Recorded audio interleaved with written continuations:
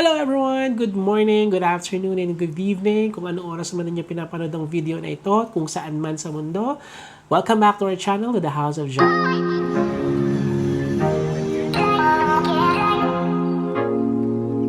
Approve! Ilang ano?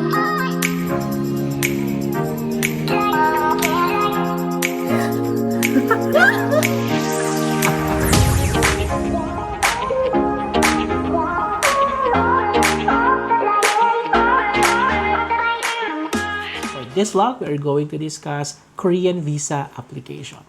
So this is going to be the first time that Lana and I will be visiting Korea, and we are so excited. But before that, we have to obtain our Korean visa. So in this video, I'm going to share with you the journey that we had to go through in obtaining that visa. So in this video, tatlong bagay ang didiscuss ko sa inyo. First is the Korean Embassy simplified application. Number 2, the requirements that we submitted. And number 3, how to fill out the application form step by step. And I'm going to share with you the live reaction when we receive the result of the visa. Okay, so let's get started in this video. So Korean Embassy implemented a simplified visa application for Filipinos, mainly to attract more tourists, more Filipino tourists in Korea, exchange tourism and travel, and then it also reduced administrative burden. Sobrang dami ng mga Pinoy na pumunta ng Korea, sobrang daming application. So this is to cut their administrative cost din siguro. And lastly, of course, to strengthen the Philippine-Korea relation. So when we say simplified application ng Korean visa, it's not just about the credit card application, credit card requirements that we all used to. So simplified application is also for elected politician, government official, and professional license holder like lawyers, like accountants, nurses, doctors. So pinaikli na yung mga requirements, in specifically yung financial requirements or financial proof, yung mga financial requirements proving that you can fund your stay in Korea. But in our case, we are going to discuss the credit card holder. For the credit card holders, applicable dito yung mga BDO, PPI, RCBC, Metrobank, PNB. Especially yung mga elite cards, gold cards, platinum cards, yan yung mga applicable na credit card na pwede nyo isubmit sa KVAC to simplify your application process. Mas pinakaunti yung submission ng mga financial requirements. So, in this case, yung mga credit card statement na lang, credit card photocopy na lang, etc. I'm going to discuss that later on. So, what are the requirements that we submitted when we applied for a Korean visa? So, this is my list. So, in my notepad. So, the first requirements that submitted is the cover letter. So, this is not a mandatory or a needed requirement, but we opted to submit because we requested for a multiple visa. So, para sana isang applyan na lang. So, if they will grant us a 5-year visa, so nag-request na ako ng multiple visa sana. So, dyan namin nilagay that we intend to have a multiple. So, hindi ko na ipapakita yung exact na ginawa kong cover letter, but it's just that me and Lana, we're applying as a couple, so we intended to have a multiple visa. Tapos ilagay ko dyan yung aming work, that we can fund the travel for a multiple, for a frequent visit in Korea. And then ilagay ko rin dyan na we wanted to see Korea in all its season, etc. So nilagay ko dun lahat sa cover letter, and then I submitted it. And then, next is the visa application form number 17. So, later on, I'll discuss the step-by-step detail on how to fill out the application form. So, makukuha mo lang to online. Okay? Dun sa site ng KVAC, you will able to get this Korean visa application na PDF. And then, next is one-piece passport size colored picture. So, dapat yata mga 6 months yung 6 months old. 6 months old ka lang. Dapat 6 months na mo siyang tinake. Okay? So, alam na yan ng mga photo studio. Just say na for Korean visa, they will know what to do. Right? So, in our case, sa MOA kami nagpa-picture, it cost us 60 pesos yata. For each kaming, so, no 120 kaming dalawa ni Lana. Next is photocopy of bio page ng iyong passport. Okay? But of course, you need to submit also your passport when you're applying for a visa. And then, original and photocopy of valid visa and arrival stamp of OECD member countries for the past 5 years. So, this one, if you have a visa of a country that is member of OECD. Ano na ba yung mga OECD? Isipin nyo lang basta yung mayayamang bansa. So, kung may visa kayo ng Japan, US, Canada, Germany, Australia, i-research nyo na lang kung ano yung OECD country.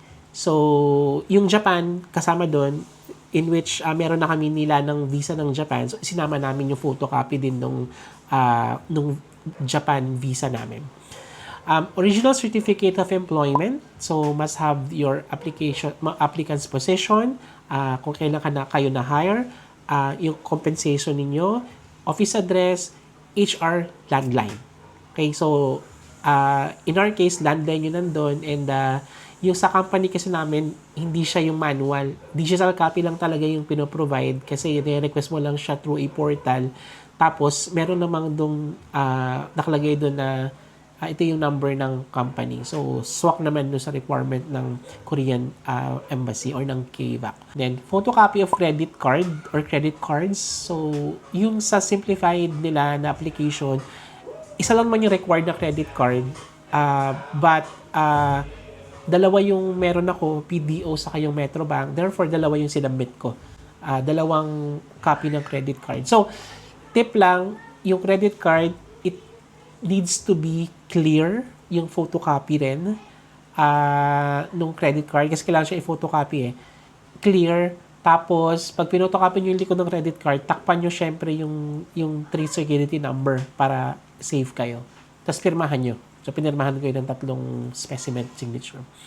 Tapos, 3 months credit card statement. So, ito yung importante. Kailangan 3 months yung isubmit nyo. So, for the 2 credit cards that I submitted, so sinabit ko lahat yun. Since, yung sa simplified application kasi, pwedeng ako yung principal holder, so I can include one immediate family member. So, parang spouse, parents, mga anak, ano yan. So, since sila na wala siyang credit card na pasok doon sa simplified visa application, so sinama ko na siya sa akin. So, parang ginarantor ko si Lana. So, kaya nagsubmit kami ng marriage contract. So, ang dinala kong marriage contract is yung photocopy lang. Pero, buti na lang, dala ko yung original kasi nung nandun na kami sa embassy, hinanap yung original. So, buti na lang marami kaming copy nung marriage contract namin na original. So, sinabit ko yung isang copy. Isa lang naman yung hiningi kasi sabay yung application form. So, yun yung application requirements na sinabit ko, yung 10 yan. So, like what I've said, tip lang, yung photocopy it has to be clear kasi ipapaulit yan sa inyo ng photocopy doon sa KVAC kapag hindi siya clear. Nagpunta ako sa KVAC ng I think that was November 24. So, that was Monday. I went there ng super aga. As in, if I'm not mistaken, parang mga 8 a.m. Parang ganyan. Or 9 a.m. Basta yung opening. Tapos, panglima ako sa nasa pila. So, it took me less than 30 minutes to process yung submission lang. So, it just so happened na may mga pino-photocopy pa sa akin, yung pino-photocopy ulit yung credit card kasi nga hindi clear yung numbers doon sa credit card. And then, after i-check nila yung mga application mo, and then, pagka-order, papipiliin ka kung i-deliver sa'yo or i-pick up mo. Pinili ko yung pick up para mas mura. So, ito yung price niya nung application. After nilang ma-process yung visa mo, magte-text sila sa'yo, itong text na to, papakita ko na lang that parang naipasok na sa system yung application mo. And pwede mo i-check yung status niya doon sa website na binigay din nila doon sa parang paper. Ito yung paper. Nandiyan yung website kung saan pwede mong tingnan yung status ng application mo. But you don't have to check it every day kasi magka-text sila sa'yo kapag pwede mo nang tignan yung result ng application mo. So, nag-apply kami ng November 24 and after 18 calendar days, December 12, na-receive ko yung text na okay na, pwede nang i-pick up yung passport. So, that was 18 days. So, parang 13 business days siya tumagal. That was November, December. So, medyo peak season siya nung pag-a-apply ng visa. It took us 13 business days para makuha yung resulta. And then, pagdating namin ng bahay, so, hindi ko muna tinignan. Umuwi muna ako ng bahay, tapos, sabay namin nila na tinignan. So, ito yung video na yon. Ayun na nga guys, ito na. This is the day that we're all waiting for. So, nag-text na yung KVAC ng yung notification nila. Sabi kasi dito sa form na binigay nila itong receipt. So, once you receive daw a text from KVAC that says screen and stored, so, yun na daw yun. So, may resulta na. So, since today is Friday, so hindi na makukuha yung password bukas. But we can check online. So, ito na. Ito-check na natin online. This is the live. We don't know. Kasi dun sa text, guys, ito yung text niya. Hindi nyo makikita. Hindi dun sasabihin kung granted ba yung visa or not. So, you have to check online.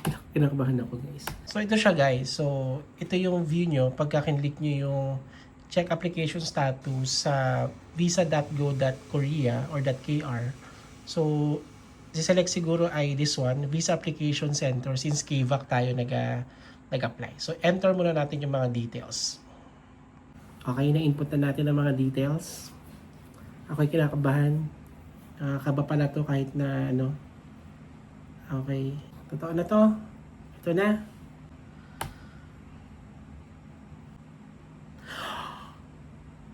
Approve! Ilang Wala nakalagay. No, ay wala. Approve lang. Certificate. Guys, approve. Certificate. Wait, approve. Teka, tingnan natin. Kaso hindi nakalagay kung multiple or kung multiple or single entry lang. Meron nakalagay certificate. Ito, dina-download niya. Ito, dina-download niya. Kasi nag-apply tayo, di ba? Multiple. Tingnan natin kung multiple. Ay, ba't gano'n? Just click on the file na download. Just click on the file na nandito.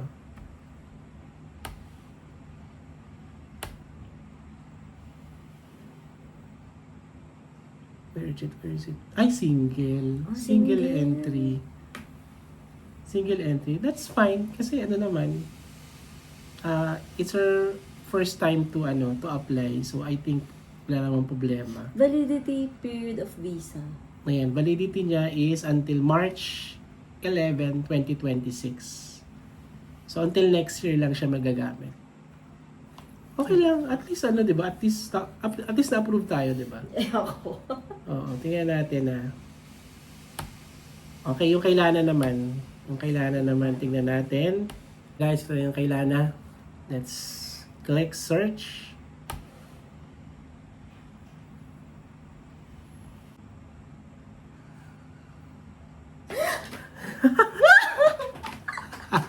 Certificate tayo, ako pala Siya pala yung biglang siya yung...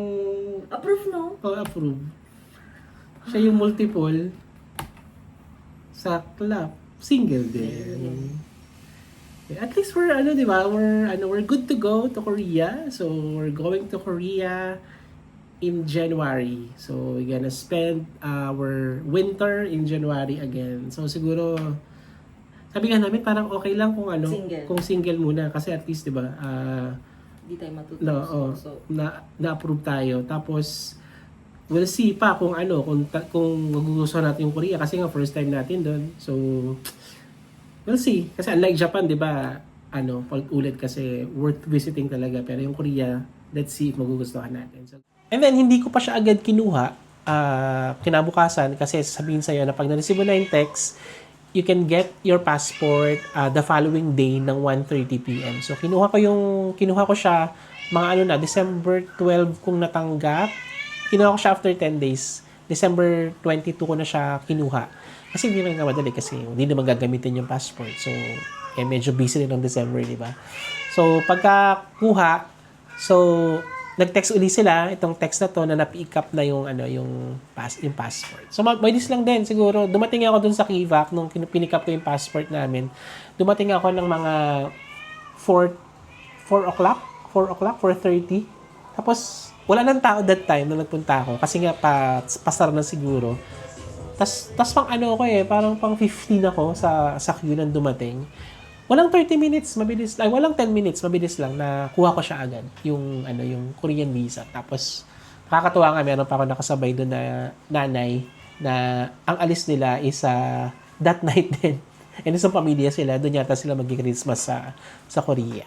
Discuss now the step-by-step procedure on how to fill out your application form. So this is the application form of Korean visa. So I'm going to discuss one by one. May mga option diyan, may mga items diyan, parang 1, 2 hanggang number 11.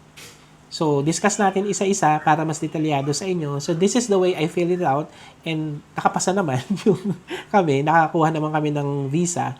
So, first is, pasahin muna natin tong instructions here sa Korean visa application. So, the applicant must fill out this form completely and correctly. No? So, the applicant must write in block letters in English or Korean. So, meaning to say, capital letters lahat para noong una medyo hindi ko yan nabasa, tuloy-tuloy lang ako mag-type. So inulit na lang namin. So for multiple choice, the applicant must check all that applies. Okay? If the applicant select others, please provide more information in the given space. Right. So okay, let's go to first item, the personal details. So first is may makita kayo dyang portion for the photo. So remember the photo that I mentioned earlier, those requirements, you will paste it here. So you can paste it inside Kivac. Meron silang provided na paste doon. So you can use that to paste your photo here. So wag kayong mag-alala, saktong-sakto dyan yung photo size kung tama yung pinaprint yung picture ninyo. And then so family name. So remember, caps lock lahat in capital letters since black yun nasa instruction. Your family name, your given name, and then meron ako dito NNA. So nakalimutan ko ano na to pero inano ko yan translate ko yan. So NNA ko lang. And then sex, male or female. So diyan nakita nyo sa application form namin, walang nakalagay kasi ballpen na yung ginamit ko pang check. By the way pala, before we continue, so I filled this out using Adobe Acrobat. So, meron mga ganung version si Adobe. So, da-download nyo tong visa application form, tapos pwede nyo siyang fill outan na dun. So, mag-insert kayo na parang text box, tapos fill outan nyo na para mas malinaw at mas neat siyang tingnan pagka naka-type and printed siya. But, yung mga check mark, inano ko na lang siya. Binlangko ko para ako na mag-check mismo. And then date of birth. Yung date of birth, I followed the format here, which is year, month, and date. And the nationality, of course, Filipino. Country of birth, Philippines. Otherwise, you were born in Australia, in America, etc. Then nationality, Filipino. So national identity number. So, I got this from my national ID. So, kung wala pa kayo national ID, mag-download kayo ng eGov. For sure, kung nakapag-apply na kayo years ago, meron kayong national ID dyan sa eGov app ninyo. Yung eGov app, ginagamit din yan, di ba? Pagka mag-fill out tayo ng e-travel. So, yung number na yan, nakuha ko lang yan doon. And then next is, has the applicant ever used any other names to enter or depart Korea? So, kung meron kayong aliases siguro. So, syempre, no ang nilagay ko dyan. And then, is the applicant a citizen of more than one country if you have a dual citizenship? So, no ang fill out na ang nilagay ko dyan. And then, number 2 is the details of visa application. So, ang tanong dito, period stay, short term or long term. So, chinek ko dyan yung short term, which is less than 90 days since visa lang tayo, ay tourist tayo. So, ang next dyan is yung 2.2. Ito, yung status of stay. Nung, hindi ko yan nilagyan na kahit ano. Ang plan ko talaga, pagdating ko ng KIVAC, itatanong ko kung anong ilalagay dyan sa status of stay. So, tinanong ko siya dun sa information, ang pinalagay sa akin dyan sa status of stay is C39, which is the code for a short-term visa for tourism. Yan, C39. So, yan. So, kung gusto nyo, tanongin nyo lang ulit dun sa siguro kung gusto nyo, leave nyo lang siya ng blanco, tapos ask it dun sa KIVAC para sure kayo. Yan. And then the next portion for official use only, so we didn't put anything there. Next is the passport information. So, passport type. So, I just check regular. Unless you have a diplomatic passport, kung nag-work kayo sa ADB, so UN, etc. Or kung official kayo ng gobyerno, finilapan lang namin ay regular. And then the passport number, passport country of origin, tapos saan issue. So ito naman, available lahat dun sa bio page ng passport natin, itong mga details na to. Place of issue, so yung sa amin sa DFA Manila, in Macapagal. So, date of issue. So, kung ano yung format ng nasa passport, yun lang din yung nilagay ko. So, 04 March 2021. And then, same thing sa date of expiry. And then, does the applicant have any other valid passport? So, sagot ko no. So, wala kaming, since we're not dual citizenship, so wala kaming ibang passport. So, kung meron kayong passport, ano yung passport type na yun? Kung official ba yun, diplomat, etc. And then the details of that, in-NA ko na lang. Next is number 4 is the contact information. So, home country of the applicant. So, yung address namin dito sa Cavite, nilagay ko. Pareho lang yan dun sa 4.2, which is current residence address. Since dito rin kami nakatira sa Cavite. Yung full address ang nilagay ko. And then, cell phone number, yung number ko, yung +63, and then the phone number. Yung telephone number, I put NA since we don't have a landline. Hindi na uso landline. And then my email address, okay, still in block format. That's number 4. And then number 5, marital status and family details. So first is a current marital status. So lagyan ko dyan, married. Wala naman tayong divorce sa Philippines and hindi naman ako single. And then 5.2, personal information of your spouse. So, put there yung surname namin, Jaya, and then given name ni Lana Margaret, and then next is yung date niya. Again, nakalagay dyan kung paano nyo ilalagay yung date ng birthday niya. So, year, month, day. Right? So, nationality, Filipino, next, and then permanent home, nilagay ko lang. So, ito lang, medyo maikli yung space, maliit yung space niya. Kaya, dinitan ko lang din yung font niya. And then yung contact number ni Lana. So, does the applicant have children? So, wala pa naman kaming anak. So, yan. That's it for the marital status and family details. Number 6 is education. So, check nyo lang dyan kung ano yung educational attainment ninyo, kung bachelor's degree, master's, or doctoral, high school, etc. So, kami nilagay namin yung bachelor's since wala naman kaming masters. And so, name of school, inilagay yung school ko, and then kung saan yung school. So, yung address ng school, finalo ko lang yung nasa taas, city/province/country. So, Manila, Metro Manila, Philippines. So, yan. Next item there, number 7 is employment. Check nyo lang. So, chinek ko lang dyan kung chinek ko lang dyan yung employed. Wala palang private. Employed yung chinek ko dyan since my company is a private company. And then, put their company, Accenture Incorporated. Ay, company ko yun. Pero kung ano yung company nyo, lagay nyo. Kung ano yung sa kayo nagtatrabaho. Tapos, your position. Kung ano position nyo ngayon. Yung position na to, ito yung nasa, ano kasi, yung nasa, kasi di ba, minsan nagka-confuse tayo sa position, sa rank, mga ganyan. So, itong nandito sa application, kung ano yung nasa what do you call this, nasa certificate of employment, yun yung nilagay ko dito para para match sila and pareho sila na itsura. And then address of the company, kung saan kayo naka-address.